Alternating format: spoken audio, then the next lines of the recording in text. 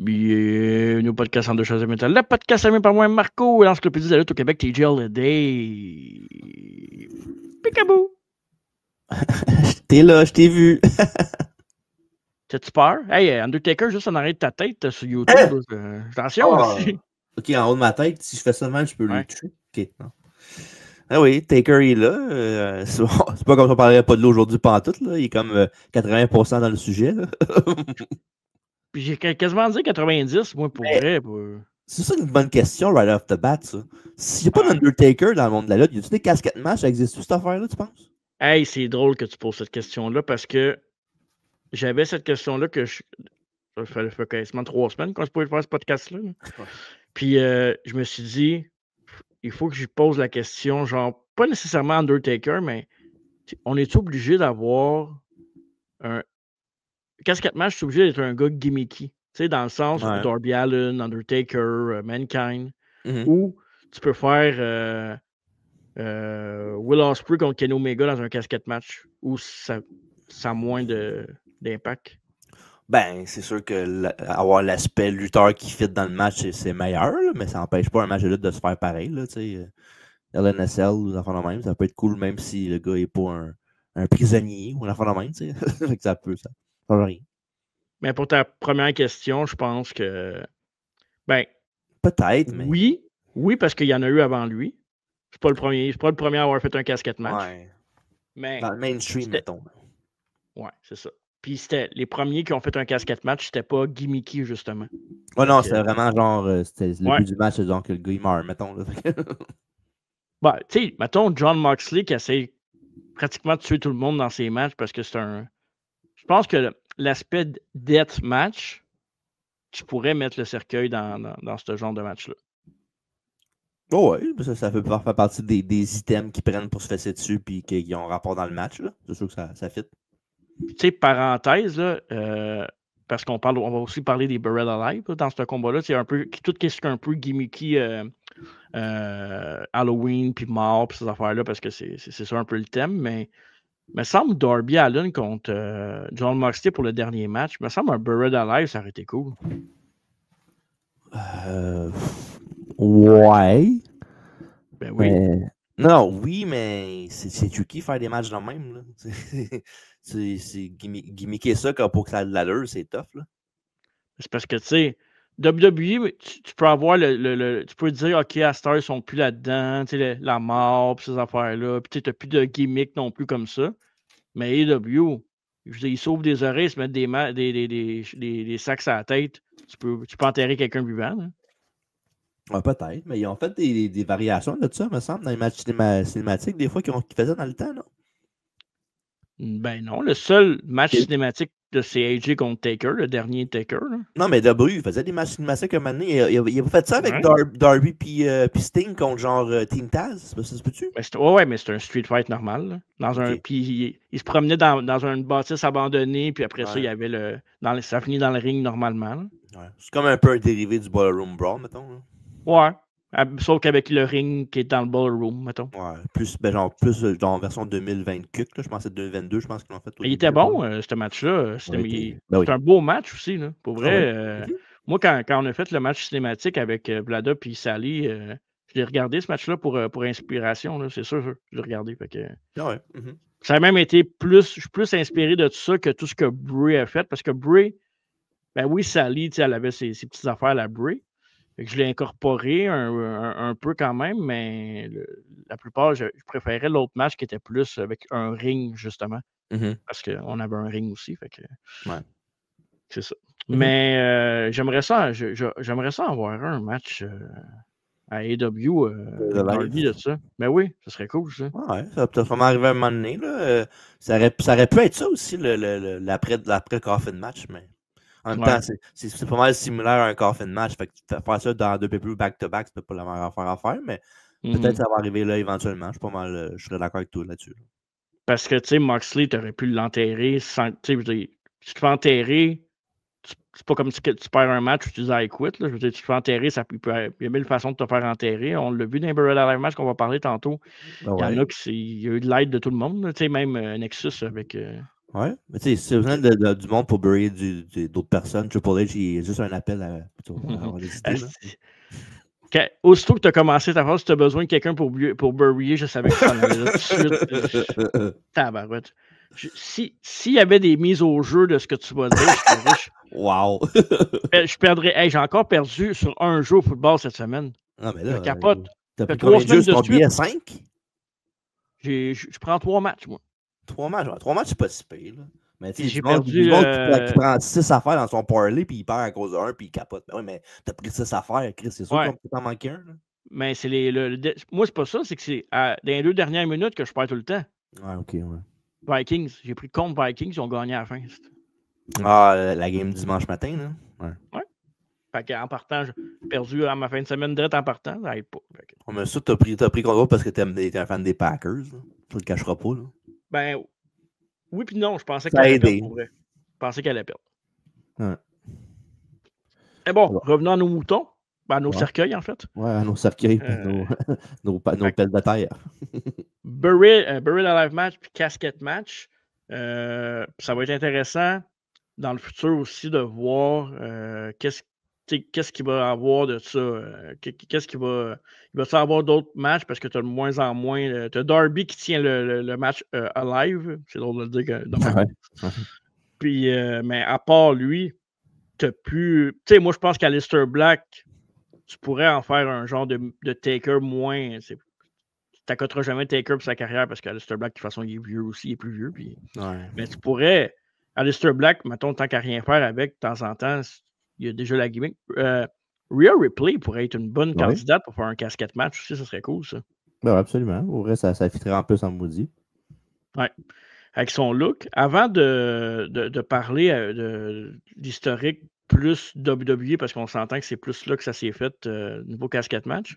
Tu te souviens-tu du premier match AEW Coffin match qu'il y a eu? C'était à Dynamite? À Dynamite? Ouais. Ben, c'est pas une question quiz, mais posée d'une couple de semaines. C'était pas Ethan Page contre Darby, genre? Ouais. Au Fighter Fest 2021 Night 1, parce qu'il y avait eu 2. Ouais, tu m'avais posé une question quiz là, pas longtemps. Ça se peut.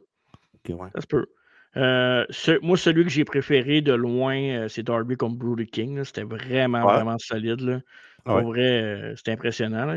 C'est là qu'il avait, comme dans les jeux vidéo, hein, il était tombé dans le cercueil du apron, puis le cercueil s'est fermé tout seul. Là. Ouais, ben t'as flat au bout, là, comme dans SmackDown 1, genre. Là. Ouais, exact. Sinon, on a eu aussi un tag team Coffin match à AEW du côté de London, tu te souviens-tu? Ouais, c'est Christian Cage puis Swerve contre Darby puis Sting, c'est ça? Je connais bien son AEW, le petit Christian. Ouais, mais. On a eu Jack Perry aussi qui s'est battu contre Darby Allin dans un casquette match.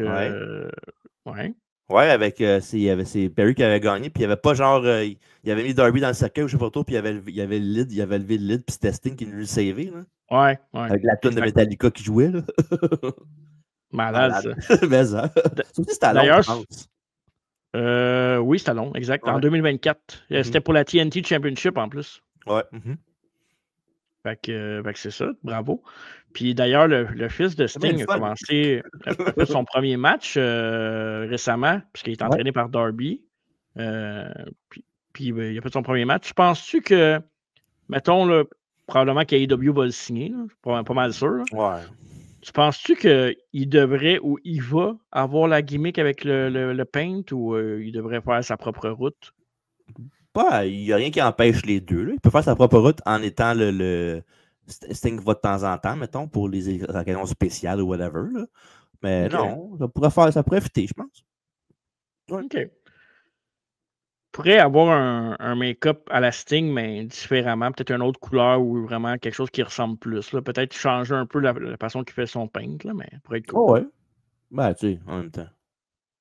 Ouais, ça peut être le Crow Sting d'une autre façon, puis il pourrait être cool pareil. L'important, c'est qu'il soit bon et qu'il ait une présence. Là.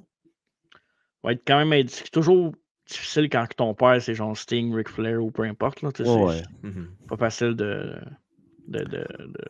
chausser les souliers. Des fois, c'est pas parce que ton père ou ta mère a du talent que toi, tu vas en avoir absolument.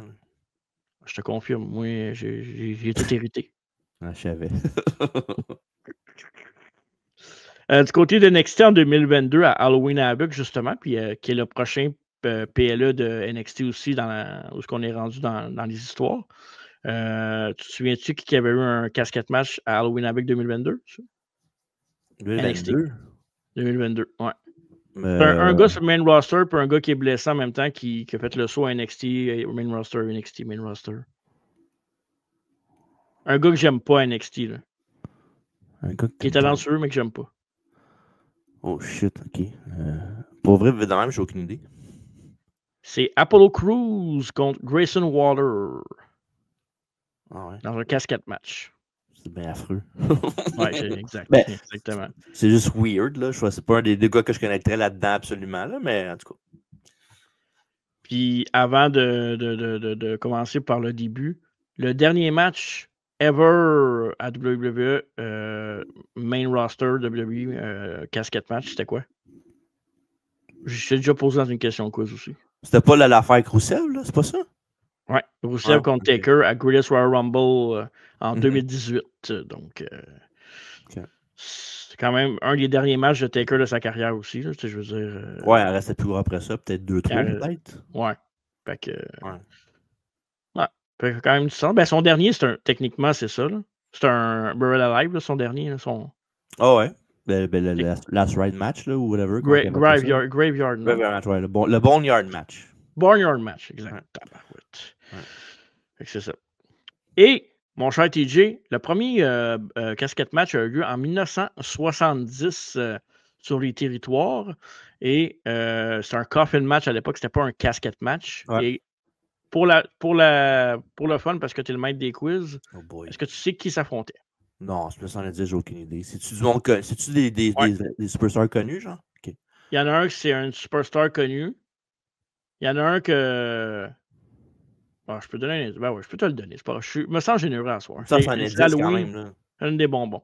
Il y en a un que son gars, c'est un de tes lutteurs préférés. OK.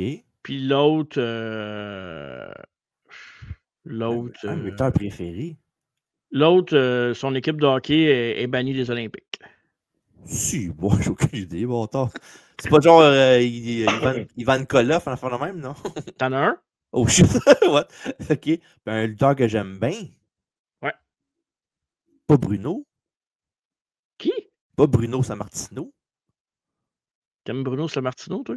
Ben, je sais pas, mais ça en est 10, il n'y a pas grand monde que j'aime. Ah, mais je te dis que. Non, son fils que t'aimes bien. Ah, son fils que j'aime bien. Oh shit, OK. J'étais comment, Bruno Sammartino? Ben, je sais pas. Ben, il y avait un fils, David Sammartino, mais il était pas bon, mais. Ouais, j'étais comme. Si t'es un fan de David Sammartino, je comprends plus rien, là. Je sais pas, là. Pas un Hart, non? Non, il n'y avait pas de fils que j'aimais, Bret Hart. Sur les territoires en 70. Ah, pas Jarrett, non. Pas Jerry Jarrett, là. Ah, Jerry Graham, ça. T'es proche. Jerry, pas Lawler non plus. Je sais pas. Dis-moi les. Non? OK. C'était Dusty Rhodes. Ah, Dusty Rhodes. OK. À ça, tu te dis. Je pensais que c'était l'indice la plus évidente, mais non, tu as eu Ivan Koloff. À ça que tu le dis, je suis bien capable de pas dire Dusty Rhodes. Oui. Non, encore là. C'est les années 70, son gars, c'est un de tes lutteurs préférés. Ça me semble c'est évident. Là. C'était où ça? C'était à Mid-South? Oui, exact. Ouais. Fait que, premier casquette match de l'histoire. J'ai Ivan Koloff, j'ai Mid-South, moi j'ai pas Dusty Rhodes, le fils de Cody Rhodes. Mais oui. Toi et Ivan Koloff, vous connectez tout de suite. Ouais, on est les Koloff. Un vrai russe, ça, cher TJ. Fait que, ça, c'était le premier casquette match, coffin match. Puis ça s'appelait coffin match à l'époque. Puis tu sais, évidemment, AEW, Tony Khan, c'est un fan de l'histoire de la lutte. Puis le fait d'appeler ça un coffin match, il y a beaucoup de trucs qui remontent à l'époque de Dusty et ces affaires-là. Fait que des fois, vous pensez que c'est juste un add-on et qu'il ne veut pas mettre le même nom, mais non. Tony, il y a quand même des références à la old school wrestling là, souvent. Là. C'est des throwbacks. Exact. C'est juste avec Tony Schiavone puis les pubs qu'il fait sur Internet, les pubs pour AEW. Là. Ouais. Fait que, c'est quand même intéressant. Le premier, après ça, j'arrête avec les quiz. Le premier WWF match Premier casquette match WWF a eu lieu en 1991, un certain 14 juillet. Évidemment, on ne se comptera pas de mentir. On sait qu'Undertaker était dedans.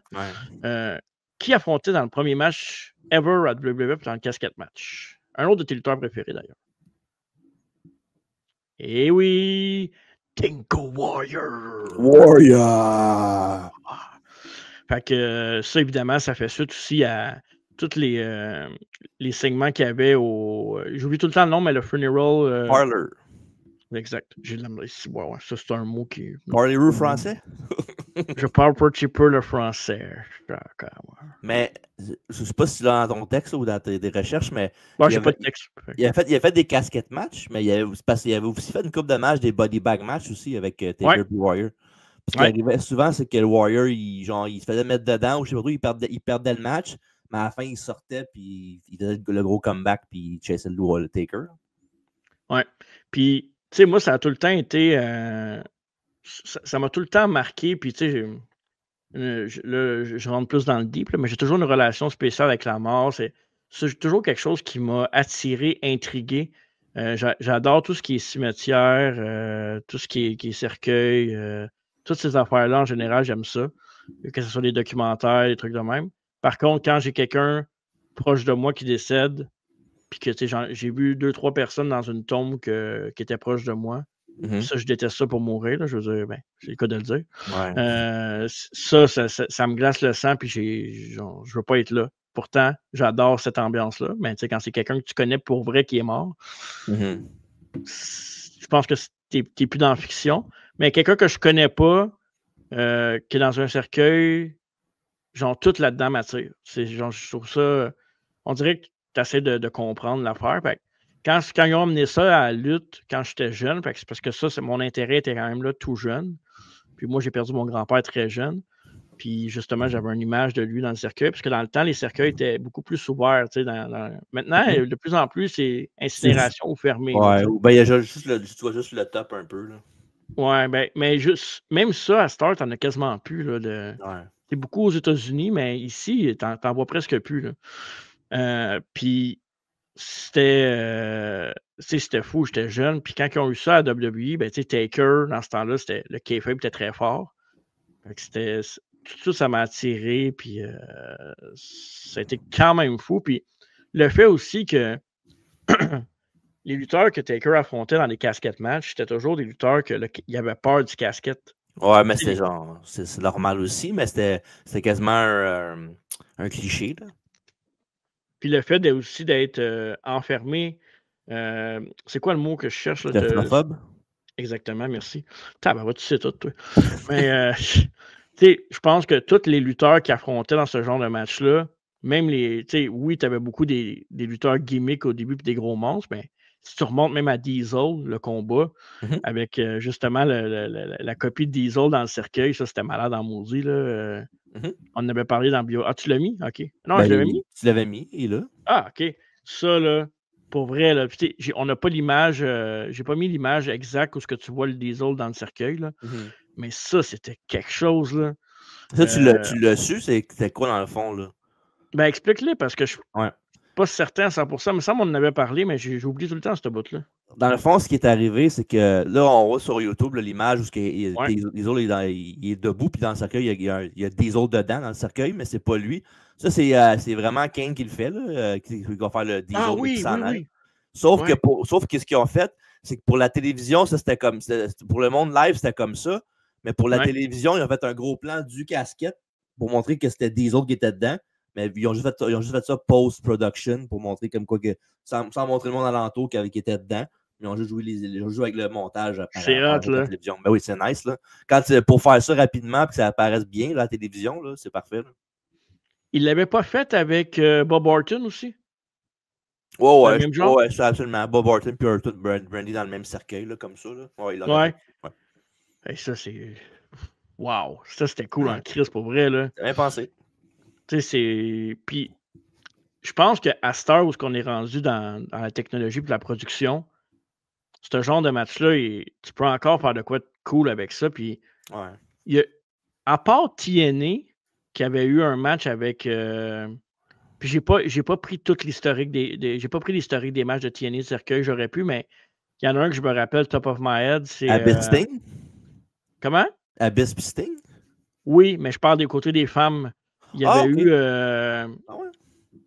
Il y avait eu, si je ne me trompe pas, là, comment elle s'appelle, la Hardcore, qui était un peu la version de Sandman, mais en fille. Là.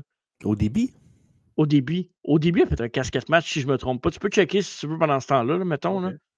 Vite de même, là, mais si je ne me trompe pas, ODB en avait fait un, mais sinon, ça prend un casquette match avec un combat de femme. Puis Rhea Ripley, t'as l'autre aussi, t'as la fille d'NXT avec sa poupée, là. Tatum Paxley?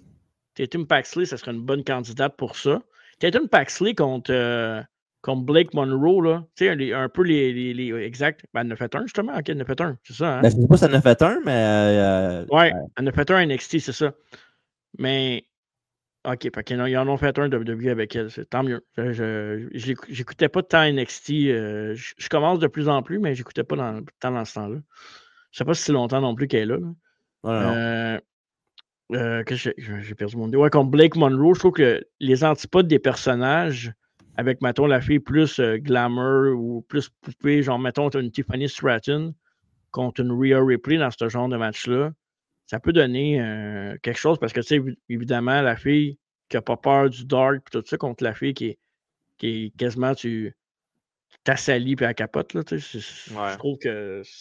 Puis j'écoutais une entrevue avec Blake Monroe justement cette semaine à Boston Open, puis elle disait que justement c'était une de ses adversaires qu'elle voulait affronter à NXT. Là. Fait que, un de ses matchs qu'elle voulait faire. Fait que, OK.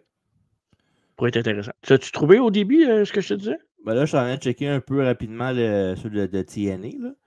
Tu peux en dire pendant avant qu'on rentre plus de WWE. Celui que j'ai nommé il n'y a pas longtemps, là, Abyss contre Sting. Un Last Rights match, dans le fond, c'est une variation. À Distillation X en 2007. T'as Abyss contre The Pope. Ouais. T'as Bully Ray contre Mr. Anderson. Puis, oui, ça c'est l'exemple parfait de deux gars qui ne devraient pas être dans un casquette match habituellement parce que c'est pas leur gimmick. Puis PCO contre Moose, ça dit quelque chose? Ouais, ça oui. Ouais. Ça me dit ouais. Moi, je sais ça. Fait que c'est ces quatre-là que j'ai vu. J'ai pas vu au début, là, mais à moins qu'elle fait juste un segment où il y avait un casquette. Ah, peut-être. Peut-être, ouais. Mais je sais qu'Abyss, évidemment, Abyss, c'était le gars de TNA qui représentait un peu le Taker Kane de TNA à l'époque, qui a fait un bel job, là. Ben, c'était le Mankind plus que. Ben, un peu les trois, dans le fond, le Kane, Mankind, Taker, là. Ouais, c'est ça. Ouais. Fait que. Est-ce que Abyss. Tu le classes où, Abyss, mettons, parmi ces quatre-là en tant que lutteur in-ring?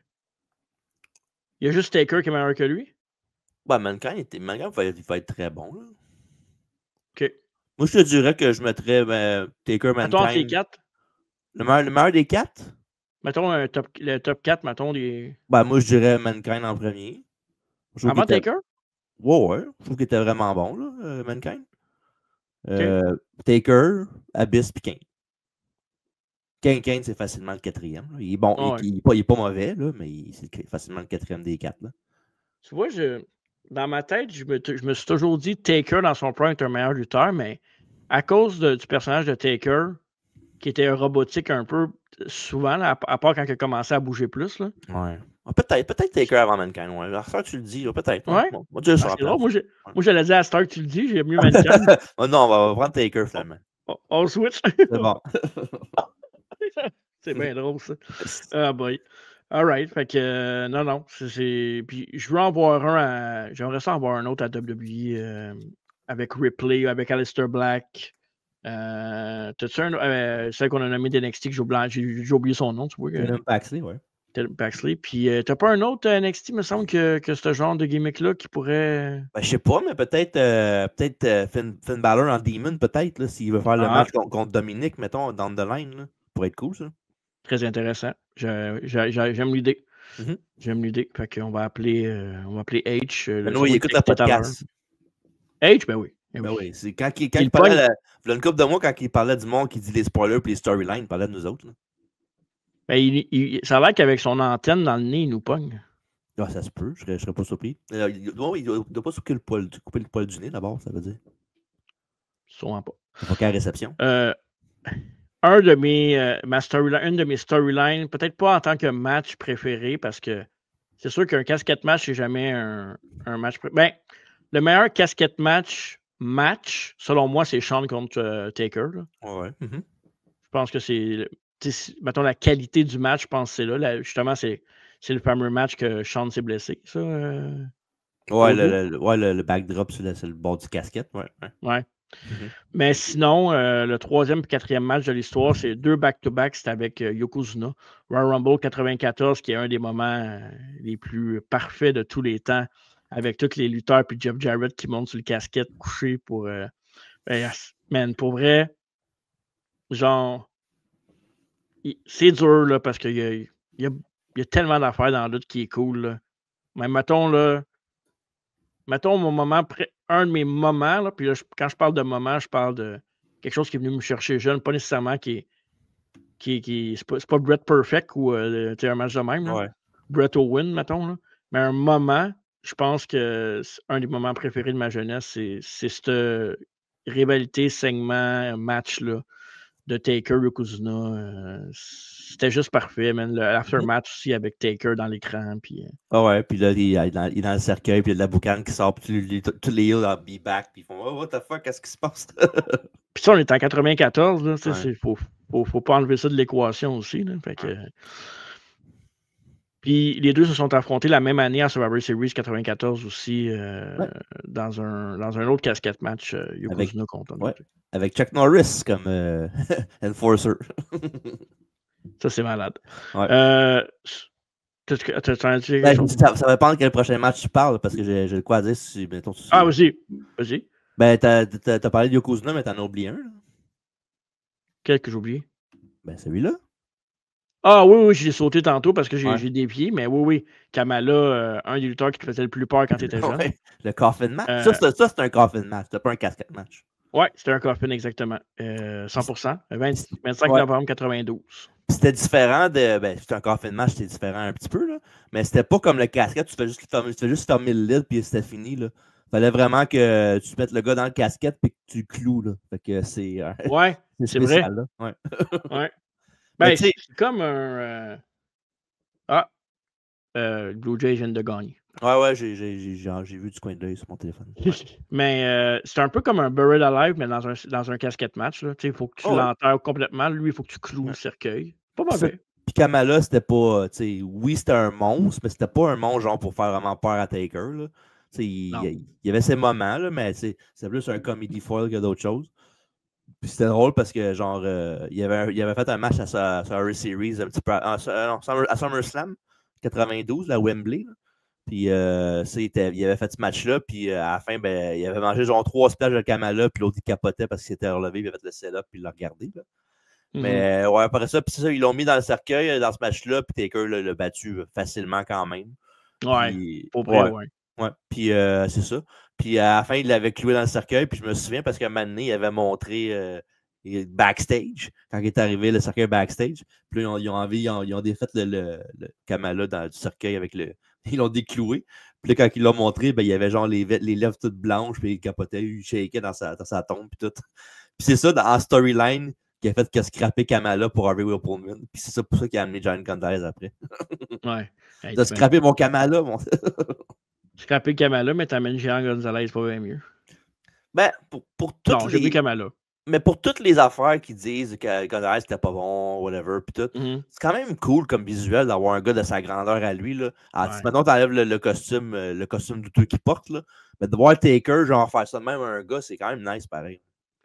Sais-tu pourquoi ils ont mis ce costume-là? Il me semble que tu me l'avais déjà dit. Bah, parce qu'il était pas physiquement, il était grand, mais il était pas musclé, il était pas vraiment impressionnant de musculature. Ouais, là, ils l'ont caché de même. C'est comme si je m'achetais un saut de Ninja Turtle avec des abs, puis je te disais, check ça, TJ, je suis rendu musclé. Ah ouais, mais c'est ça qu'ils ont fait. C'est bien ça. Ouais. Les deux prochains, les 5 et 6, en ordre, c'est les deux matchs que peut-être que j'aime le moins dans les casquettes matchs de ce temps-là. Évidemment, le premier, le 5e, c'est SummerSlam 95 contre Kama, qui était évidemment un membre des BSK puis bon ami d'Undertaker. Puis l'autre, on en reparlera des deux tout de suite après, là, mais l'autre, c'est In Your House 5 Season Beating contre Mabel, qui était King Mabel, en fait, à l'époque, parce que il a gagné King of the Ring. Who's the King? C'est deux matchs que. Puis pour vrai, je pense même pas que je me souviens des matchs. J'ai pas ben. Celui de Kama, je m'en souviens pas, pour vrai. Non, il était pas si pire, ce combat-là. Ah ouais, pour vrai? Ouais, il était pas si pire. Parce que Kama était capable de faire des. C'était pas le meilleur lutteur, mais il était quand même mobile. Puis, ouais, il était pas pire. Il peut se débrouiller. Puis c'était un grand chum de Taker, fait que ça l'a aidé beaucoup. Là. Mais non, c'était pas mauvais ce combat-là. L'autre, par exemple, c'était pas. Mais celui de Kama, il a-tu fait le Tombstone qui était déjà dans le cercueil, les deux ensemble, puis il a fermé le cercueil après? C'est ça? À la fin? Peut-être, mais je pense pas. Je pense que c'est déjà arrivé. Là, ça, le Tombstone, il l'avait fait avec Sean. Là. Ouais. Ouais, il avait sauté dans le cercueil. Ouais, il était de l'apron, il était dans le cercueil après avec le ça, c'est malade dans le Christ. Mais contre Kama, je pense pas qu'il l'ait fait. Je me souviens qu'il avait pris il l'avait mis dans le cercueil, puis il avait pris le necklace, le collier avec l'urne dessus, là, en fond, en chaîne. Là. Puis il l'avait mis dedans, puis il avait fermé le lit. Là. Ouais. Mais, ouais, c'est ça. Mais tu sais, c'était un gros gars à l'époque aussi. Puis ça fitait. King Mabel, ben c'est un peu son push, là, tu sais, je veux dire. Gagner King of the Ring, c'était un peu comme s'il était devenu World Champion. Puis se battre contre Undertaker, ben c'était un In Your House. Mais In Your House, à l'époque, c'était quand même un big deal. C'était un gros show, là. Puis Diesel avant à SummerSlam, il y avait un gros title shot dans un Big Four pay-per-view, Big Five à l'époque. Mais non, pour vrai, ben, en même temps, des fois, faut que tu builds du nouveau monde, puis des fois, ça marche pas tout le temps. Mais au moins, ils ont essayé de quoi avec Mabel. Ça n'a pas marché, mais regarde, au moins, ils ont essayé. C'est maintenant, il faut pas que tu prends du le temps, ces mêmes lutteurs, faire des feuds tout le temps non plus. Là, sinon, ça devient plate. Là. Mais là, tu vois, la première année, ils en ont fait un, deuxième année après ça. Après ça, ils en ont fait deux en 94, deux en 95. Fait que là, ils ont fait comme OK, c'est son match, on va faire ça. Puis en 96, ils en ont fait deux autres encore. Mais en show pas mal, right? Ben, le premier, c'est Beware the Dog Night 2 contre Goldust. Ouais. Pour le championnat intercontinental en plus. Ouais, avec le finish. C'est Goldust qui a gagné ce combat-là parce qu'il avait. Ouais, à cause qu'il y avait Mankind dans le cercueil, puis il l'a amené dedans quand il a ouvert le lid. Là, Ben, c'est parce que l'affaire, c'est que je pense que c'est 3 mois après, il se battait contre Mankind dans un casquette match. Fait que c'était comme c'est la storyline qui a mené au casquette match après contre Mankind. Mais quand tu parlais de. Puis ça, je savais pas, le combat contre Mankind, casquette match, c'est la WWF Experience. J'ai aucun souvenir de ça, moi. C'est pas un house show. Je pense que c'est un house show qu'il avait fait. Je sais pas trop, là. C'est vague, ça me dit. Ça me semble que c'est un house show, là, parce que j'ai pas de recollection que c'est un match à un show de télévision normal, genre Raw, SmackDown ou SmackDown dans ce temps-là, mais je veux dire Raw ou ben des pay-per-view, là. Faudrait que je check, là. Experience, tu dis? Ouais, Experience avec juste Experience. Tu sais, un jeu de mots poche, là, qu'ils ont fait, là. Ouais. Mais je sais pas dans les YouTube, dans les photos qu'on a mis de Mankind avec, je l'ai dessus ici. C'était-tu dans ce combat-là, ça? Avec Vader? Non, ce combat-là, ça me dit rien, pour vrai. Avec Vader dedans, non, ça me dit rien. Vader qui est là, moi je pense que c'est ce combat-là parce que ça se peut. Le show n'était pas télévisé, mais je pense que le match l'était, par exemple. Okay, ils n'ont pas fait un. WF Experience a eu lieu le 24 août 93 à Toronto. C'était comme un show non télévisé, mais c'est considéré comme genre le 10e anniversaire du Big Event, le show qu'il avait fait en 1986 en direct de Toronto. Là, dans genre le gros stade avec genre quasiment 80 000 personnes. C'était c'est fou ça. Puis non, ça, c'est pas mal ça. Puis à part ça, il dit-tu les matchs? Alors, il y a les matchs ici. Je peux te dire ça. Ah, le casquette match, Taker, Mankind. Mankind a fait un chokeslam avec un tombstone, puis dans le casquette pour la victoire. Fait que je sais pas si Vader avait rapport là-dedans. Là. Mais c'est en haut 96, Vader était là dans ce temps-là. Ouais. Il était là. Fait que c'est dans ce match-là. Sinon, l'autre, il y avait le main event de ce show-là. C'est un combat d'échelle pour la ceinture de WF Championship, Shawn Michaels contre Goldust. Oui, je me souviens de. Ben, Je me souviens pas de ce match-là en particulier, mais je me souviens d'avoir vu un autre match sur Michael contre Goldust. Il n'y avait pas ça dans un In Your House à un moment donné? Contre Goldust, mais il avait fait. C'est jamais un In Your House, mais après le show, puis il l'avait tapé pour le DVD unreleased, là, il l'avait mis dedans. Là. Genre de main event dark match, là. Comme qu'il faisait un moment donné. Puis sur cette carte-là, ben, il y a Psycho Sid contre Vader dans un Lumberjack match. Fait que peut-être que Vader et Psycho Sid ont intervenu dans ce combat-là, peut-être à la fin, puis c'est ça l'image que tu as pognée, peut-être. Là. Ça fait du sens parce que Taker et Sid aussi, il y avait un programme dans ces années-là, si je ne me trompe pas, non? Ouais. Ben ouais, pour la WF, il y en avait eu un, ouais. Ouais. Sinon, à moins que ce match-là, ça soit peut-être de. Comment ça s'appelait le show? Mind Games, peut-être, avec Sean contre Mankind, puis c'était après le match, mettons, cette affaire-là, peut-être? Ça se peut-tu? Ouais, ça se peut. Mais c'est le seul casquette match qu'ils ont eu, Taker contre. Oui, mais il y avait un match, c'était Mankind contre Shawn Michaels, puis il y avait un casquette sur le bord du ring, puis Taker était dedans. C'est peut-être de ce match-là. Ça se peut. Mais c'est intéressant quand même de. Genre, juste thrower une image comme ça, puis que. Out of nowhere, c'est comme. What the fuck, c'est quoi ça? Parce que l'affaire que tu dis. Ah, ok, ça c'est un autre match. C'était avec Mark Henry. Après ça, ben, ça a pris 2 ans avant qu'il y ait un autre casquette match, puis c'est le fameux casquette match Royal Rumble 98 pour le WWF Championship. Shawn Michaels contre Undertaker. Le meilleur casquette match, je pense. En tout cas, si c'est pas le meilleur, c'est un des meilleurs. WWE, c'est sûr. Ouais. Tu sais, pour vrai, Taker, Shawn, LNSL, on l'a fait Bad Blood, là. Allez voir ça. C'est un des. Je pense que c'est le meilleur LNSL ou top 2, top 3 facile. Là. Ben, c'est le meilleur, oui. Là, évidemment, celui Mankind contre Taker aussi, il est excellent pour d'autres raisons que le match. Là. Ouais. Mais le match en tant que tel. Oui, le match, il n'y a rien qui bat le premier LNSL. C'est le meilleur, puis facilement, c'est ça. Là. En même temps, il y a tellement de LNSL. Ouais, le début de Kane.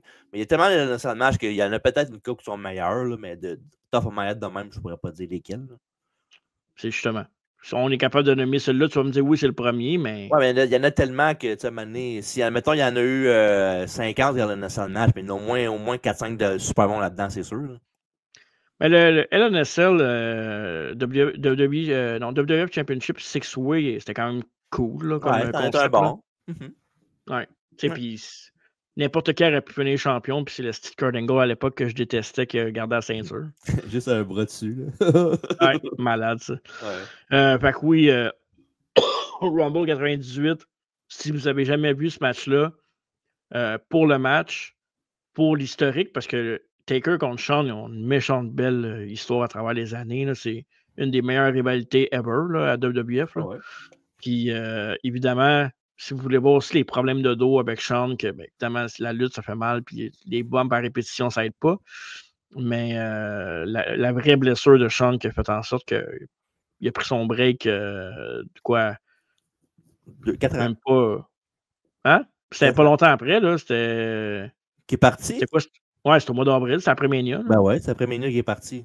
Il a fini à Mania, puis that's all. Fait que... 2-3 mois après, c'était fini. Fait que, Puis en plus, le monde connaît sa lutte, puis Shawn Michaels le savent, le bump et tout. Mais il n'est pas tombé sur la casquette genre du top rope, puis genre splat dessus, genre au grand complet. Ouais. Il a juste touché il a juste pogné le rebord, même pas, il a frôlé le rebord avec son bas du dos. Puis le choc était tellement fort que ça a fait un genre de lightning dans le corps au complet, puis ça l'a scrappé.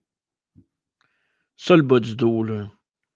Mais c'est anodin, c'est n'importe quoi. Là. Il aurait pu manger un tombstone de la troisième corde dans le cercueil, il n'aurait pas été blessé. Mais un petit backdrop qui effleure la casquette, il se pète le dos. Exact. Ouais. Puis il me semble dans le match, il y a des spots beaucoup plus dangereux que ce spot-là. Ah ouais.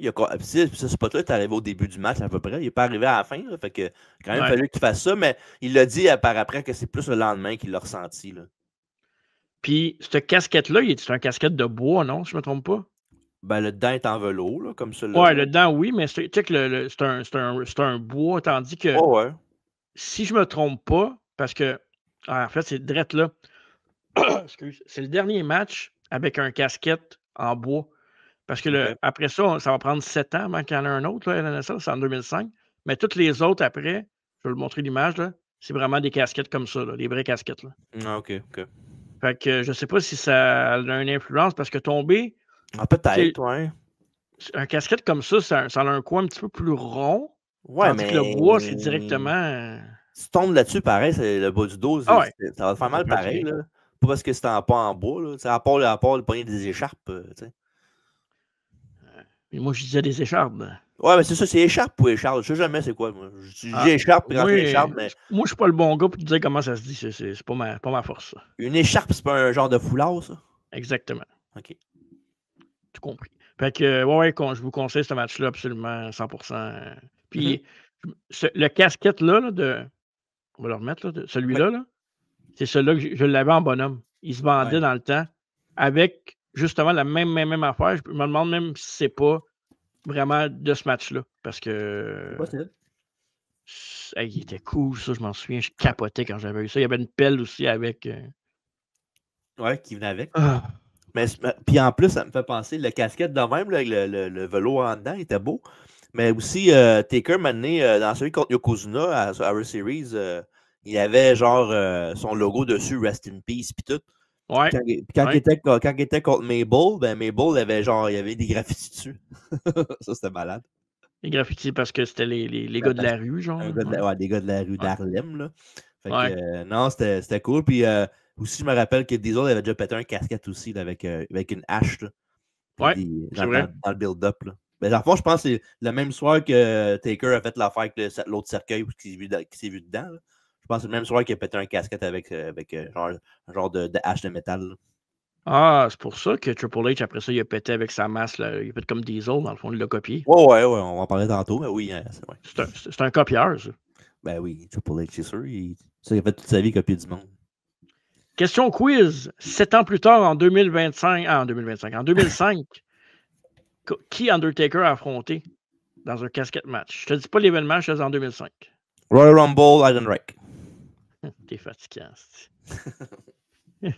Voilà. C'est ça que là, tu m'as fait penser à Fern quand il demande la question. Patin d'œuf, Loafer 10. Et voilà, exactement. On dirait que c'était la même affaire. Ah ouais. Tu tapes ses nerfs, ça n'a pas de sens. Ah ben là. Fait que ouais, Heidenreich. C'est bon, Heidenreich. Ça donnait de quoi de bon avec Snitsky, par exemple. Ça donnait une bonne promo backstage. Là. Ouais, c'est. Ben, tu sais à dire? Ben, en fond, genre, c'est Heidenreich, puis il est dans son locker room, puis il se prépare pour son match, puis il a peur des cercueils, fait qu'il capote. Puis l'autre, il y a Snitsky qui arrive, puis il se fait un face-à-face, puis tout ce qu'ils font, c'est se respirer fort d'en face, puis il dit oui. j'ai compris que t'aimes pas les casquettes. J'aime pas les casquettes. Moi aussi, j'aime pas ça. Puis après, il dit j'aime comment tu traites les bébés, parce qu'il avait punté le bébé. Là, puis il avait bondé à cause de ça. Puis pendant le match, c'est ce qui est arrivé pour faire une intervention. Puis c'est Kane qui est arrivé pour aider Taker. Parce qu'à l'époque, c'est ça, c'était Raw et SmackDown, c'était les brand splits dans ce temps-là qui était en effet. Puis c'était Taker contre Heidenreich à SmackDown. Puis c'était à Raw, c'était Snitsky contre Kane, là, le fameux genre perdre le bébé de Lita là, dans ce coin-là. Là. Qui ont comblé les deux ensemble, les feuds. Fait que ça fait un genre de run-in. Il l'a fait dernièrement dans un show Snitsky. Ouais, j'ai vu. Ouais. Pas de sa faute. Quand c'est ça ta legacy que tu as laissé derrière toi. Ouais, c'est pas de sa faute. Non, c'est vrai. Mais moi, j'aime mieux Snitsky qu'Eidenreich comme. Ouais, ben, c'est facile. Facile. Heidenreich, mais ça, c'est un historique. Ils font souvent ça. Là. Le monstre qui devient un comique après. Là. Ils font pratiquement tout le temps ça. Ça t'énerve pas, ça? Ça te gosse pas, toi? Ben, c'est cliché, là, mais en même temps, si le gars, il est menaçant puis il gagne jamais rien, ça sert à quoi de le garder menaçant? On se met le baisser plus bas puis de faire le comédie act, mettons. Hein? Mettons, à part Kane, là, qui a réussi peut-être à tirer son épingle du jeu plus que les autres, là. C'est-tu un autre big guy qui a réussi à passer de Monster à drôle, à revenir à Monster à drôle après? Ben, Big Show l'a fait souvent, là. Big Show, lui, switché, il fait ça toute sa vie. Ben, tu sais, Big Show a fait ça. Mark Henry a fait ça aussi quand même pas pire. Il était charismatique quand c'était dans Babyface, mais il pouvait faire son All the Pain en claquant des doigts, là. Sinon, je te dirais, ben, Brock aussi, ça peut être un bon exemple. Là. Brock, quand il niaise, il peut être bien drôle, mais va te casser la gueule pareil avec 15 minutes souplex puis 6 S5. Là, Mais Brock n'a jamais été comedy wrestler pendant un bon moment. Il a juste eu des moments drôles. Ouais, mais tu sais, il y en a plein qui ont fait ça, le Kozlov, Kali, il y en a plein qui ont fait ça. Là. Ouais. Le prochain match, c'est probablement le meilleur casquette match, puis histoire autour d'un casquette match moderne. Évidemment, c'est contre les Orton. Puis, il faut le préciser, contre les Orton, parce que c'est un handicap match, là, le combat. Ouais. Là. À No Mercy en plus. Là, je trouve que le nom du pay-per-view avec le casquette match, puis tout le kit, ça marche bien. Puis là, tantôt, j'ai dit quelque chose, mais c'est exactement le même casquette que Shawn. Ouais, c'est ça. Mais c'est pas. Dans le match. Là, tu vois, regarde, celui-là, il y a genre un. Il y a un coussin autour, hein? Ben, il y a un coussin autour un peu, mais il y a genre. Tu vois-tu la barre dans le milieu, là? Ouais, elle était pas dans le milieu. Ben, c'est ça. Ici, il n'en a pas, puis ici, il y en a une. Ah, c'est ça. Fait qu'ils l'ont padé. Ouais. Tu vois, même autour, c'est padé. Ça paraît, là. Ouais, ça paraît que c'est pas le même matériel que ça. Mais non. Ça, c'est Raw. Puis l'autre, c'est SmackDown. SmackDown. Mais non, excellent casquette match, excellente rivalité. Tout marchait dans ça. Je pense que on n'en parle pas beaucoup de cette rivalité-là parce que il y avait eu aussi il y avait eu une affaire avec le sang de Bob Orton aussi qui avait donné une maladie à Taker, je me souviens. L'hépatite. L'hépatite, puis Taker était en tabarnak parce que l'autre ne l'avait pas averti. Là. Ouais, il avait bossé l'open, puis après ça, il était en tabarnak. Ouais. Mais je pense que c'est peut-être, tu sais, évidemment, la run intercontinentale de Randy Orton, je trouve qu'elle avait été excellente, là, comme Young Guns. Puis le match pivot pour moi, c'est Randy contre Cactus Jack, le match hardcore, parce que à cette époque-là, un gars comme Randy Orton à WWE, il ne tombait pas sur des thumbtacks, ça n'arrivait pas. Là. Ouais. Mais la rivalité contre Taker, son match à WrestleMania contre Taker, je pense que c'est probablement ce que fait Randy Orton dans le business, là, selon moi. Là. Ouais, ça, c'était le rebound d'après Evolution, là, après que Triple H, là, shocking, buried alive. Mais non. Tellement, je suis pas d'accord avec toi, mais là-dessus, ça a été. Ouais. Mais tu sais, au moins, ils sont rattrapés en faisant la bonne affaire avec Batista, au moins, là, c'est pas si pire. Là. Ouais. Puis Orton, avec les jeux de 2025, on se rend compte que ça va pas changer grand-chose. Là. Ça a juste peut-être ralenti un peu son élan, mais sinon, ça n'a rien changé pour sa carrière. C'est une des légendes pareilles de la lutte. Là. Mais non, pour elle, ça l'a mis sa map, ce match-là contre Cactus Jack. Puis, il a fait des bons matchs, il a fait des bonnes feuds contre Edge, contre RVD, contre Shelton Benjamin. Il a fait des bonnes affaires. Legend Killer, là, pour vrai, là, moi, c'est mon Randy Orton préféré. Là. L'autre position, en deuxième position, j'en ai pas vraiment des favoris de Randy Orton. Là. Mais Legend Killer, Randy Orton, il était écœurant, il était parfait. Mais Randy Orton, un peu baquet drôle d'aujourd'hui, il est quand même nice. Là. Ouais, correct. Il s'amuse, tu vois qu'il s'amuse. Là. Ouais, mais maintenant, il sait qu'il en reste pas mal moins qu'il en restait. Là, fait que... Ouais. Mais non. Il y a des Randy que j'aime plus que d'autres. Évidemment, toute la rivalité avec Triple H, je l'aime, mais tous les combats contre Triple H sont mauvais. Ils sont tous mauvais quasiment. Ils sont pas très bons. C'est dommage, là, parce que quand l'histoire est bonne. Là. Il se rattrape un peu avec les matchs. Les matchs, quand c'est le contraire, quand c'est Triple H le face puis Orton Hill, c'est un petit peu plus tolérable. Là, pour la plupart, pas tout le temps. Là. Mais... Ouais. Pour ça, je peux pas faire. Je vais bien aimer les deux, mais maintenant, il faut que tu sois aussi. Tu vois ce que tu vois. Là. Objectif. Puis Orton, pendant un bout, c'était probablement un des plus sérieux candidats à battre la streak de Taker avec Edge. Il n'y avait pas de rumeurs comme quoi qu'il avait pensé faire gagner Orton à WrestleMania, puis c'est Taker qui avait dit non ou Orton qui avait dit non, l'enfant de même, ça se peut-tu? Non, c'est pas Orton qui avait dit non. Là.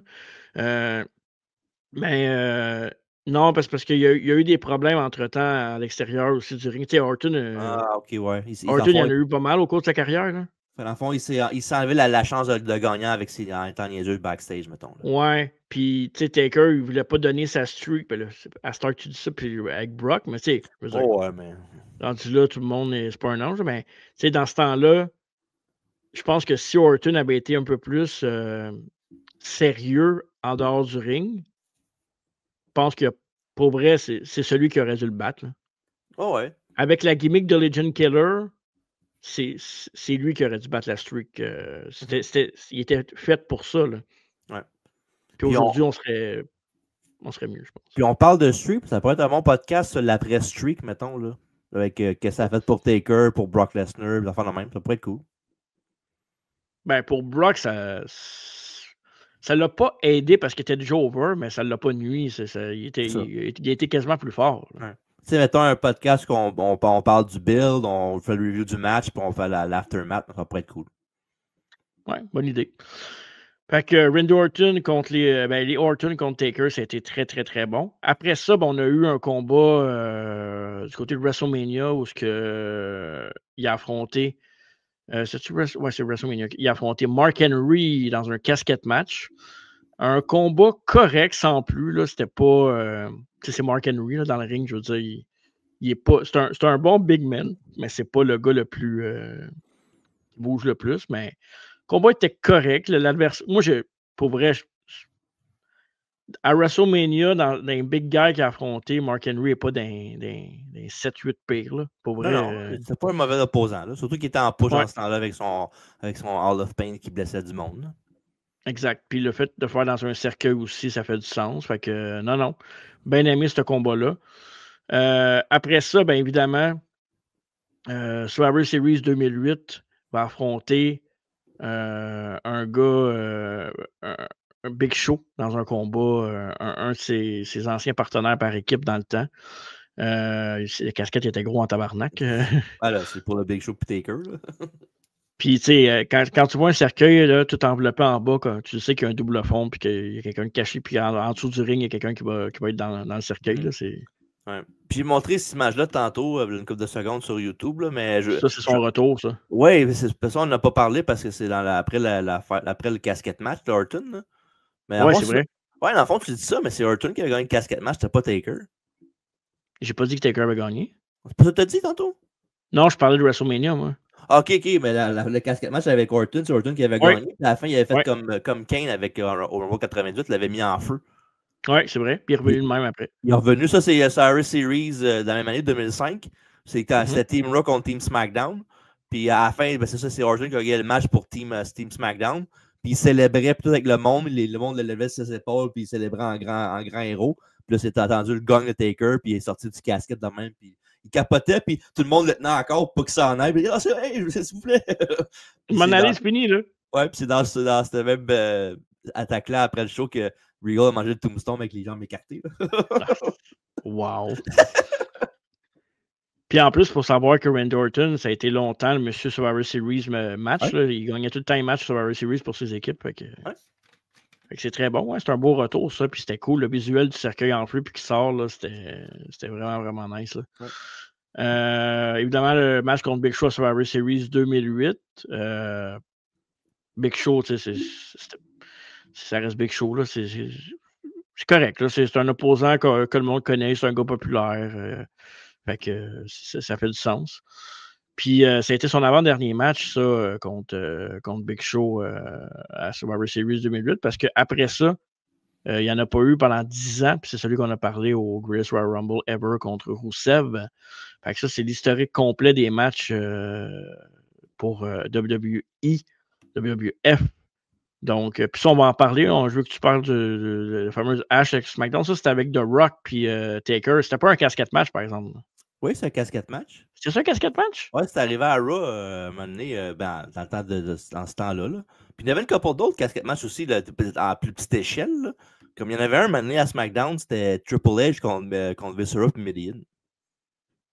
Ah oui, dans le temps de la. Ben oui, dans le temps de la. Il avait fait 5 matchs dans la soirée-là, Triple H, puis il fallait qu'il gagne 3 matchs sur 5 pour avoir sa place au title shot, je pense, Unforgiven.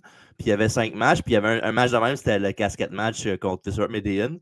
Puis ce qu'il y a là-dedans, c'est que Triple H, au début, il fait un pedigree à Middleton, puis il met dans le casquette, puis il pense qu'il a gagné parce qu'il a mis Middleton dedans. Puis là, tu sais, il dit là, je pense que c'est Shane ou Vince qui est arrivé, il dit non, il faut que tu mettes les deux dans le casquette. Puis le casquette n'est pas assez gros pour les deux. Fait que, mais non. ça veut juste pour dire pour le niaiser. Là.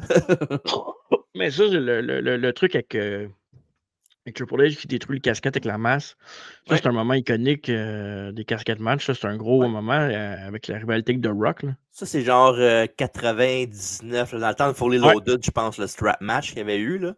Puis dans ce match-là, c'était Taker contre The Rock. Puis The Rock, il avait il avait un gros plâtre sur sa main. Là. Ouais. Il y avait un gros casque. Puis après ça, ben, un gros cast.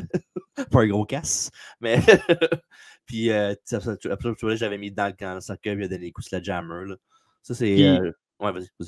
Je me souviens de l'affaire quand tu dis le plâtre, parce que dans ce combat-là, The Rock, il avait jumpé d'un corde de même en close line, puis il avait juste le casque d'en face. Puis ben là, je me rappelle, Taker avait pris la main de l'autre, puis il l'avait slammé sur les steps, puis le Rock était Ah! Wow! Ouais, fait que c'est ça qui est ça. Fait que c'est un gros c'est un gros moment sur Triple H avec The Rock puis toute cette gang-là. Je sais quand on était jeune, on en parlait souvent aussi dans nos commentaires puis quand on faisait nos shows pis ces affaires-là. Fait que t'as jamais fait de casquette match, toi, au Québec? T'as-tu déjà vu un casquette match sur le poche? T'en as déjà fait un? Ouais, ben c'est un match à W Québec, là, c'est genre un genre de five-way, mais five-way, genre avec plusieurs stipulations. Aussitôt qu'il y avait un gars qui se faisait éliminer, il y avait une stipulation qui embarquait. Puis un de ceux-là, c'est un casquette match, ouais, je me rappelle. Contre qui? Ah, dans ce match-là, il y avait Monsieur Cobra, il y avait Jack Frost. Il me semble qu'il y a une couple de gars, il faudrait que je check, là. Mais c'était un five-way, là, puis rendu à la fin, ben c'est ça, j'étais dans ce combat-là. J'avais mangé un slam sur le casquette. Wow! C'est un casquette en métal, j'imagine? Non, en bois. OK. Fait à main quasiment, là, ouais. Celui de Taker, on l'avait acheté. Puis... Avec un morceau de dos de Sean. Ouais, puis le graffiti de Mabel dessus. Aïe, aïe, aïe. Puis, je sais qu'au Québec, il y a eu, évidemment, il y a eu PCO, il y a eu Darko qui en a fait pas mal aussi. Ouais. Je ne me trompe pas. Il me semble Frankie the Mobster, à un moment donné aussi, qui en avait fait. Il faudrait que je check, là, mais pas mal certain de ça. On va se le faire dire, oui. On va se le faire dire en tabarouette, ça, c'est sûr. Ouais. Passons des casquettes match au Buried Alive match. Il y en a eu pas mal moins des Buried Alive match, mais non moins importants dans l'histoire. Puis, les Buried Alive match, ça avec, c'est un match pour Taker. Si je me trompe pas, je pense même pas que Taker est dans. Je pense qu'il est dans tous les matchs de Buried Alive match, je me trompe pas. Ouais. Ou peut-être il y en a un qui est pas là. N'importe quoi. Non, je pense qu'il est dans tous les Buried Alive match. Quoique, il y a eu un tag team aussi, un Buried Alive match, Rock and Sock Connection contre Big Show Taker. Big Show Taker. Mais il y avait un nom, eux autres. C'était quoi leur nom d'équipe? Le Unholy Alliance, c'était pas ça, eux autres? Ouais, c'est vrai, c'est ça. Ouais. Fait que, il y a eu ce tag team match-là. Avec la main, la fameuse main. Ça, évidemment, classique des films d'horreur, là. Ouais, ben, Taker, avec le zombie setup aussi, ça fait partie de son répertoire, mettons. Hein. Ouais, exact. Fait que ça, c'est le Buried Alive match à Henry Rouse, c'est comme on le voit sur la tombe 20 octobre 96. Ouais, ça, c'est après le match avec les Hills qui viennent pelleter là, pour enterrer Taker. Là. C'était qui les Hills dans il y avait Goldust, il y avait Triple H, Under Assembly était là. Il y avait Justin Hawk Bradshaw. Puis, qui d'autre qu'il y avait? Il me semble qu'il y avait Crush aussi, je pense. Puis, c'est drôle là-dedans parce que Crush, il était là-dedans pour enterrer Taker. Puis en 94, il était dans le gang qui l'attaquait dans le ring. Fait qu'il a fait la même affaire, mais 2 ans plus tard. C'est quand même drôle. Ouais, c'est quand même crissement nice. Puis ça, c'est celui qu'on vient de nommer avec Mankind. C'est le premier Buried Alive match ever là, ouais. à WWF. Là. Fait que, on parlait de casquette match entre Taker et Mankind tantôt, mais qui était dans un show peut-être moins connu. Qui n'était pas télévisé, connu, ouais, c'est ça. Mais là, ils se sont repris avec le Buried Alive match à Henry Rouse. C'est pas. Non, c'était In Your House Buried Alive, en fait. Ça s'appelait Ouais, même ouais, tout court, ouais. le show. On l'a-tu fait, ce show-là? Oui, on l'a fait. Celui d'octobre 96 In Your House, on l'a fait, oui. On l'a fait le 20 octobre 96, tabarouette, en même temps? Non, on l'a fait en live watch. Non, on l'a fait sur le podcast, il semble 2 ans, me semble, je me trompe pas. Je pense dans le temps de l'Halloween, là. OK. Puis, qu'est-ce que il y avait quelque chose aussi dans le match qu'il y avait. Je pense que c'est le seul Buried Alive match que Taker a gagné, non? Mais il avait-tu gagné? Ouais, il avait gagné, il avait déterré Mankind, c'est vrai. Ouais, Il a-tu je pense que oui. gagné? Le tag team, l'avais-tu gagné? Je me rappelle pas. Faudrait que je check le tag team. Je sais qu'il a perdu contre Vince Ouais, il a perdu à cause de Kane. contre Austin aussi, il avait perdu. Contre Austin. Contre Kane à Bragging Rights, c'est ça? Ouais, ouais, ben, C'est le dernier, d'ailleurs, le Bragging Rights 2010, c'est le dernier match de Buried Alive. Avec Nexus, là. Ouais, Nexus qui attaque. Je sais pas si on l'a sur le. Je pense que je l'ai mis sur le truc. Ah non, je l'ai pas mis parce que. Non, il y a celui-là, là, mais c'est pas le. C'est celle-là, ouais. Ça, c'est Undertaker contre contre Mr. Vince, McMahon. ouais. Mr. McMahon. Non, il est pas dedans, tu l'as pas mis, je pense. Puis, conseil, là, parce que nous autres, on n'est pas les seuls, là, mais on trouve Vince drôle, là, en général, là, dans ses matchs. Vraiment. Le match Buried Alive avec Vince qui s'enfarge dans terre, là, aussi, là. Ouais, mais Fois, là. ça aussi, c'est au début du match, je pense qu'il reçoit un coup de pipe sur la tête puis il saigne comme un petit cochon, là. Tabarnak. Celui-là qui essaie de ramper jusqu'au stage, là, puis... Ça se peut. Mais c'est là, je pense qu'il fait il fait des signes il fait des prières de même, là, il est à genoux, là, Ouais. puis, ouais, il dit pardonnez-moi, je sais pas trop, là, dans une niaiserie comme ça, là.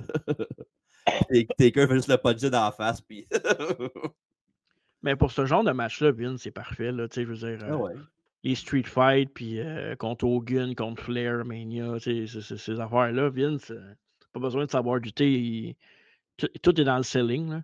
Ah, exactement, absolument. Puis, puis c'est le heel parfait pour une feud avec ça. Là, c'est le Evil Boss, c'est facile, ça s'écrit tout seul. Là. Rappelle-moi donc la rivalité contre Vince en 2003. C'était quoi l'enjeu dans cette rivalité-là? Ça, c'est après que Vince il avait affronté Stephanie dans la Quit Match. Là, puis Taker trouvait ça dégueulasse ce qu'il faisait à sa famille. Puis tout, puis il voulait comme se venger. Puis il avait challengé Vince pour ça.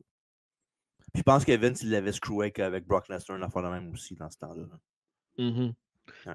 Parler de podcast qu'on devrait faire, là, tout ce qui entoure la famille McMahon, un contre un. Ouais, on pourrait. Ouais. Man, ça serait du bonbon. Puis il faut mettre des extraits, là, tu sais, faut je trouve des extraits de ça. Faut quasiment que je découpe tout ça avant, là, puis que... Ça compte-tu Triple H là-dedans? Oui. Ben, il faut que ça... C'est un McMahon. Ouais. Ben, oui. Mettons Triple H contre Vince avec le heel turn de Stephanie, oui, là, ça fait partie de ça. Mais, tu sais, il faut qu'il y ait un McMahon impliqué. Pas mettons, Triple H, quelqu'un d'autre par rapport. Non, pas Triple H contre, mettons, je sais pas, MVP, mettons. Ouais. Ou Test. Même contre Test, je le mettrais pas, là. Ben, ça dépend. Stéphanie est impliquée là-dedans. Ouais, mais vraiment juste les 4 McMahon, les originales. Ouais. Les 4, ouais, c'est ça, les 4. Genre, tu parles des matchs, genre, contre Vince contre Shane à WrestleMania, le 4-way avec... oui, mais l'historique aussi. Comment ça a commencé. Tu sais, la première fois que les McMahon se sont pognés. Ça a commencé un soir, Vince est rentré à la maison, il avait le goût avec Linda, puis... Il y avait le goût avec Linda, puis il a dit « Ah, non, finalement, il m'a commandé une plus jeune. » Ça, c'est plus tard, ça. C'est pas le script de ces années-là. Ça avait déjà commencé à cet âge-là. Bon. Vince n'a jamais été de même avant ce temps-là. Okay. On a-tu des preuves de ça? Non, puis j'en chercherai pas. Non, exact. Fait que, ouais, Buried Alive match, Bragging Rights, qui était probablement pas un des pires, mais... À part Nexus, je m'en rappelle fuck out. J'ai pas de souvenir de ça. Fait qu'habituellement, quand j'ai pas de souvenir... Mais le match, à part Mankind, puisque Mankind contre Taker, c'était crissement nice comme rivalité. Quand j'étais jeune, le match le plus... que j'ai attendu le plus, mettons, Buried Alive, c'est contre Austin. Mm-hmm. Parce que Austin, à l'époque... il était tellement, c'était tellement badass, il avait peur de personne. Pour affronter Kane et Taker dans le même match, la même soirée, il s'en foutait. Austin, c'est vraiment un gars à part. Puis non, ce match-là était vraiment intéressant. Puis l'affaire qui est le fun avec les. Qui est le fun et qui n'est pas le fun avec les matchs gimmicks, c'est souvent que la gimmick du gars, c'est souvent lui qui perd le match. Là. Oh ouais. C'est comme le principe du gars qui va pour la table et qui se fait rentrer dedans. Là. Exact. Mais ça devrait pas, ça, tout le temps. Pour vrai, ça Non, des fois, ça devrait. pourrait changer, mais. Faudrait qu'il y ait un net avantage, là, tu sais, c'est. Mhm. Je sais pas. Puis, ben, de toute façon, là, il est trop tard. Je pense que c'est pas mal derrière nous, ce genre de match-là, aujourd'hui. Là. Si on en voit un autre, on est chanceux. Là. Pour ceux qui aiment ça. Ceux qui n'aiment pas ça, ça en Ouais, crisse c'est un ça. peu. Mais Mhm. ça, je vais poser la question sur les réseaux sociaux, voir qui aimerait revoir un match Buried Alive. Ça le shot, celle-là. Ouais, avec Big Show puis Mankind. Ça, c'était les bons temps de Big Show, évidemment, quand il est arrivé à WWE en 99. Ouais. Ça, c'est dans ce match-là que je pense que Mankind avait mangé un genre de hip toss sur du stage jusque dans Ouais, le trou, c'est dans le puis trou. il avait bumpé, là. Ouais, c'est malade. Fait mal, C'est un pareil, malade, là. ça, ce gars-là. Je Ouais. suis sûr qu'il n'y avait pas de coussin en bas. Là. Mais non, il n'y avait rien, là. Il n'y avait rien. Là. Lui, c'est juste piché dedans. Puis on fait comme il y a juste un bump. Bon, on ne mettra pas de coussin, c'est Mankind. Ouais. Il y a peut-être un trapdoor peut-être dans le fin fond pour qu'il puisse sortir backstage après. Là. Ouais. Ton plus beau moment, toi, en général, de Buried Alive, le match que tu as aimé le plus, puis qu'est-ce que tu retiens le plus? Mettons, là, top of Ben, the je te dis ton moment puis ton match. moi, c'est le beatdown avec tous les Hill contre Taker en 94. Là. Je trouve ça fucking nice. Puis évidemment, il y a Jared dedans, fait que c'est encore plus drôle. Là. Non, le Mais. Buried Alive, je parle. Ah, Bird Alive? Ah, ben, le premier. Là. Après, on fera avec les casquettes, là, Ouais, mais. le premier, là, Mankind contre Taker, c'était quand même cool. C'était un bon concept. Puis sinon, ben c'est ça, mais à part peut-être Taker contre Austin, que je me rappelle pas vraiment, je m'en rappelle pas tant, là. Ils ont tout un petit quelque chose ces matchs-là. Là. Celui de SmackDown, le tag team est quand même cool parce que c'est un tag team match, puis il y a une couple de Ouais, bons spots. Là. Puis, puis le finish de ce match-là, je pense que c'est Triple H qui donne un coup de sledgehammer dans d'autres Big Show, puis il tombe dans le casquette. il tombe dans le trou, ouais. Ouais. Exact. Ouais. Puis, celui contre Vince, contre Taker, ben, l'affaire avec Kane à la fin, puis le fait La que Vince grue, a mangé une crise de volée. Là. Il y a tout de quoi, à part celui d'Austin contre Taker, que je me souviens tout. Fait que, mais match, ce serait sûrement le premier. Là. C'est dur de battre le premier dans n'importe quoi. Fait que... ouais. Ben moi, là, c'est parce que l'affaire avec Mankind, c'est qu'il nous laisse toujours des moments, genre, que tu veux pas oublier ses matchs. Moi, mon match préféré, c'est celui contre Austin. Mhm. Je me souviens pas de la fin exacte, mais il me semble qu'il y avait eu des interventions à la fin, là, je me trompe pas. Là. Il avait passé quelque chose à la fin. Là. Pas Sûrement, mal sûr. Là. c'est le temps de la Corporation contre, Ouais. contre Austin, The Rock, tout ça. Mais Là. Fait que... c'était vraiment bon. Puis évidemment, la main aussi avec le premier, Ouais. c'était fait pour être comme une réplique de film d'horreur des années, des bonnes années de l'horreur. Là. Mhm. Fait que non. Puis on va revenir aux casquettes. Là. Ton meilleur moment de casquette, tu as dit, c'est évidemment le moment avec Jarrett. Puis, Ouais, le beatdown, là, ben, le tout du beatdown de la fin, là, puis le fait que Taker perde. Mais sinon, il y a toujours un spot qui m'a fait que j'ai toujours trouvé drôle dans le casquette match. C'est avec celui que Sean contre Taker. Un moment donné, ouais. ben, Taker dans le casquette, puis genre, il est out. Puis là, t'as Sean qui les deux, qui a un pied sur chaque barre de casquette, puis qui fait le socket. Puis l'autre fait juste faire le Ah grab oui. des balls de Sean. Là. Non, il a grabé les balls de Sean parce que Ah, c'est les balls? ouais, parce qu'il a tenté avec son socket. Il a juste pogné de même comme ça, comme s'il ferait le chokeslam, mais avec les gosses de Sean. Puis le sel de Sean, Puis, évidemment, avec la mâchette de gomme dans la bouche. Là. est-ce que, je me souviens pas, y avait-tu pris la shot de la caméra, la face à Sean, ou de l'autre bord du ring, juste qu'on voit Ben, les grabs? il y avait ce spot-là, puis le spot que tu parles aussi, je pense qu'il y a un spot où Taker dans le casquette, puis il pogne Sean par le pied, puis l'autre, il est dedans. Ah oui, c'est ça. Ouais, OK. je pense que c'est ce spot-là, cette photo-là que tu penses. Ouais. Euh, c'est dur d'aller contre moi avec le Jarrett puis toute la gang qui est sur le cercueil, c'est pas mal l'affaire le plus drôle mais cool en même temps que je me rappelle. Puis le match, ben, que je l'ai dit tantôt, Sean contre Taker, c'est le meilleur match de cercueil. Mhm. Parce que oui, t'as la gimmick, mais t'as le match aussi qui est bon. Fait que ça. Puis Taker contre Kane aussi dans un cercueil. Je veux dire, tout ce qui entoure les deux frères, ça va avec l'historique de ce qu'ils nous ont donné. Là. Je pense que Mhm. moi, c'est un match que j'aime beaucoup quand c'est bien fait. j'aime pas, tu sais, il y a beaucoup de matchs là-dedans, genre Heidenreich, Mark Henry, que ces matchs-là, à la fin, que c'était. Ils ont mis ce gimmick-là parce qu'ils savaient que le match allait pas être bon. Là. Mm-hmm. Mais un match que tu sais qu'il va être bon, mais que genre Orton puis Sean, mais que tu as quand même une gimmick dedans puis que c'est intéressant. Je pense que ça a sa place. Darby fait très bien les choses avec ce match-là de son côté. Évidemment, c'est bump. J'aurais aimé, on a eu la chance de voir notre premier casquette match live, à moins que tu n'aies vu un avant, puis je ne sais pas. Non, je pense pas. Je pense que je m'en serais rappelé. Donc, Darby contre Moxley à All Out à Toronto, on l'a vu pour la première fois. J'aurais peut-être aimé qu'il y ait plus de cercueils. Je sais que c'est rare que tu vois ça dans un casquette match. Là. T'avais dit c'était quoi le dernier match casquette qu'ils ont fait? C'est, j'ai-tu dit Greatest Royal Rumble contre Rusev? C'est quelle année, ça? 2018. Ok, parfait. Parce que j'étais un peu sur Google, puis j'en ai trouvé un autre qu'on n'a pas nommé, mais c'est un qui est arrivé à SmackDown, c'était Daniel Bryan contre Kane. Oh, je l'avais pas sur ma liste. Ouais, Peut-être qu'ils l'ont pas mis sur ce que j'ai ma recherche. Mais... Ouais, c'est un casquette match. Puis Ah ouais? Bryan avait gagné, mais Kane était en corporate Kane. Il était pas en Kane, genre Ok, ouais. de Team Elno, là. Mais non, il y avait ce match-là. Okay. Fait que je pensais que. Je me demandais dans ma tête si ce match-là était après celui de Rousseff, mais Rousseff c'était après, là, mais il y avait ce match-là aussi. Il y en a peut-être d'autres aussi qu'on n'a pas nommés. Oui, sûrement. Là, Mais en général, c'est ça. Fait que vous me donnerez vos commentaires, ceux qui écoutent le podcast, ceux qui nous suivent tout le temps jusqu'à la fin. Je sais que vous le faites de plus en plus sur YouTube aussi. Fait que marquez-le, dites-nous votre match préféré, puis on fera des sondages sur les réseaux sociaux aussi parce que c'est intéressant de voir l'opinion des gens.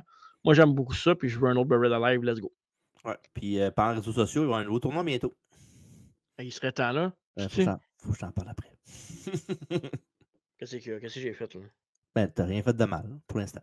Ouais, fait que non, ça va être intéressant de voir vos commentaires pour les casquettes match par l'NSL. Ben, pas l'NSL, Bird Alive, puis vos mémoires, mais pas mal sûr que ça va être pas mal les mêmes que nous autres. Là. Ouais, en général. Ouais. Fait que si vous avez des moments cool, n'hésitez pas. Puis sinon, ben, le prochain podcast, là, évidemment, on est collé dans les podcasts, hein?